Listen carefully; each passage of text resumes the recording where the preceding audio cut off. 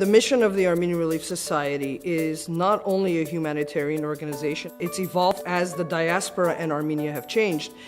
It's become one of the significant organizations that wants to protect Armenian people from harm, that wants to protect the needy, wants to help the able, wants to empower women. And our core mission is simply to improve life.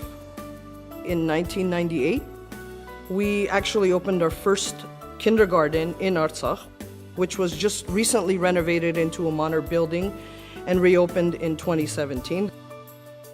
The project actually started in 2016 with the renovation, and we expanded to 12 or 13 kindergartens around Artsakh. Since 2016, we started working with UNDP in the Davush region particularly, and greenhouses. What we find interesting is 76% of men are the migrant workers in that area. They leave the bordering villages, they leave the country, and they come back at a certain time. Some women are the head of the household, and it's difficult for them to find a job only because there isn't one. Through the UNDP program, we've been able to give 91 greenhouses to men and women alike, but mostly women.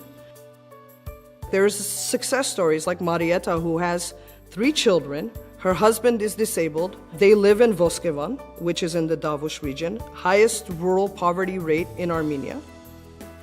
And so Marietta today, since receiving the greenhouse, is comfortable. She grows tomatoes and bell peppers, and that greenhouse allows her to take care of her family and to give her kids a better life than she had. Working with Armenia Fund makes things easier for us in the sense that Armenia Fund has those individuals on the ground that already have the projects in place.